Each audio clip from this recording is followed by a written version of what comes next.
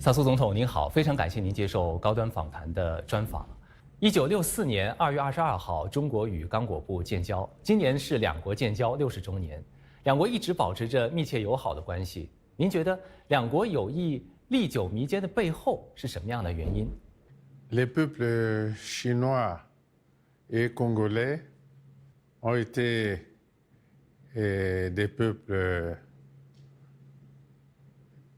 écrasés, on peut le dire, dominés, colonisés. Et ces deux peuples ont toujours lutté pour leur libération. Et donc, dans leur aspiration à la liberté et au développement, ils se sont mis ensemble, d'abord pour se libérer de l'occupation, de la domination, et ensuite pour construire ensemble un avenir de paix, de liberté et de développement. C'est ce que nous avons décidé de faire depuis 1964. Donc voilà deux peuples qui ont les mêmes objectifs, la libération, le développement et le bien-être. Cela s'est véritablement concrétisé avec des résultats spectaculaires sur le terrain. 我注意到啊，您今天特意是佩戴了一个中刚建交60周年的徽章，佩戴这样一个徽章，是不是也表示您觉得这样一个日子是特别值得纪念的？ Oui, et ceci est véritablement un symbole de lutte commune, de vie commune avec les hauts et les bas.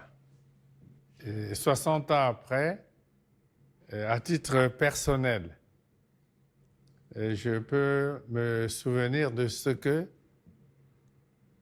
en septembre 1964, je faisais partie de la toute première délégation congolaise qui s'est rendue en Chine. Nous étions 6 et les compagnies aériennes de l'Occident ne se rendaient pas en Chine. Et donc, nous ne savions pas par quel chemin il fallait passer pour arriver à Pékin.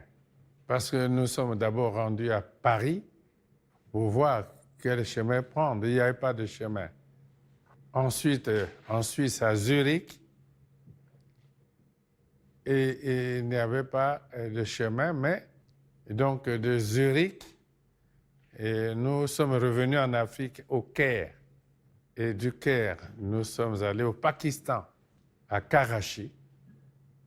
De Karachi à Dhaka à l'époque, de Bangladesh aujourd'hui, et de Dhaka à Shanghai, et de Shanghai à Pékin. Ce voyage a duré 3 jours. C'est donc, à titre personnel, un moment important pour moi. C'est très émouvant pour moi de vivre un tel moment qui symbolise la relation entre la Chine et le Congo. 其实我们帮您算了一下，包括1964年您第一次访华，到现在您一共是去访华了16次，前后跨度60多年的时间。想请您分享一下这60年间您看到了中国什么样的发展和变化。 J'ai pu suivre ce processus à travers 16 voyages en Chine. J'ai donc vu la Chine dans ce développement spectaculaire que tout le monde reconnaît. Même les adversaires de la Chine reconnaissent qu'il y a eu un développement spectaculaire en Chine que le peuple congolais salue comme le résultat d'une longue lutte.